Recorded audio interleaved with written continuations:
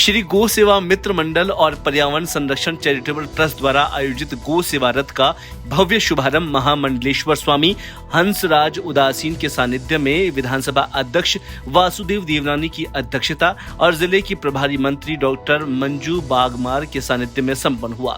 इस अवसर पर महामंडलेश्वर स्वामी हंसराज उदासीन ने अपने आशीर्वचन में गौ माता के महत्व को बताते हुए कहा कि हर व्यक्ति के घर एक गाय का होना आवश्यक है।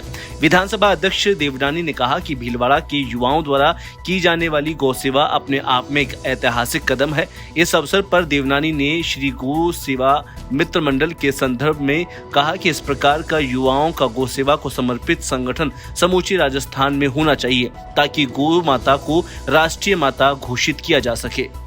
फ्लोर मैनेजमेंट के दौरान वाद विवाद होना, बहस होना मुद्दे पर, यह एक स्वाभाविक है। इसके आधार पे दोनों पक्ष जागरूक रहकर के अपना पक्ष रखते हैं और थोड़ी थोड़ी बात पे कई बार गहमा गहमी होना स्वाभाविक है, लेकिन उसको तुरंत मर्यादाओं और नियमों की याद दिलाते हुए चीज़ों को व्यवस्थित कर दिया जाता है, व्यवस्थित हो जाती है। मतलब एक स्वस्थ परंपरा है। लेकिन कभी कभी विपक्ष इसी मुद्दे पर ज़्यादा आक्रामक होता है तो उनके विपक्ष के नेताओं से बातचीत करते हुए समस्या का समाधान कर लिया जाता है और वो हो जाता है। सर, स्कूल और गृह विभाग के 18 से 26 तारीख तक जो अनुदान मांगे थी उसमें हटाने को लेकर नेता प्रतिपक्ष टीकाराम जूली विरोध दर्ज करा रहे हैं कि ये सरकार की नाकामियां छिपाने के लिए ऐसा गृह विभाग व शिक्षा विभाग से हटाया गया। हमेशा बिजनेस एडवाइजरी कमेटी बनी हुई है, उससे विपक्ष के नेता भी उसके सदस्य हैं, उनकी समक्ष सब बातें तय हुई। उसके बाद इस तरह की चर्चा करना मैं समझता हूँ कि उचित नहीं है। हमेशा अलग अलग मांगों पर विचार होता है। कुल मिलाकर के 60 सदन मांगे हैं और 16 से ज़्यादा चर्चा मांगों पे संभव नहीं होती, लेकिन हमेशा अलग अलग विषयों पर होती रही है और अलग अलग विषयों पर रखी है।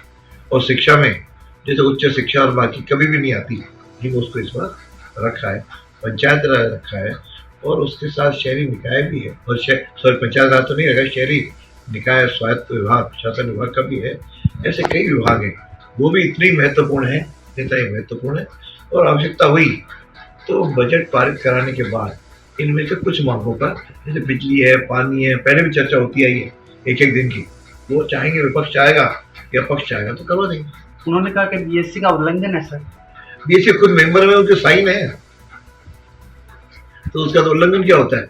वरना जब निर्णय हुआ तो निर्णय का उल्लंघन कभी थोड़ी होता है। सर्वदलीय नेताओं के सबके हस्ताक्षर उसमें, हाँ, वो हमेशा सबके हैं। और इस तरह की शायद मुझे लगता है तो सदस्यों का उनसे अति आग्रह होगा उनके दल के, इस कारण से उन्होंने इस प्रकार की चर्चा। सर, आपातकाल को संविधान हत्या दिवस के रूप में घोषित करने पर देश भर में विरोध हो रहा, आप क्या मानते हो सर? भाई, आपातकाल लगा है, सत्य है।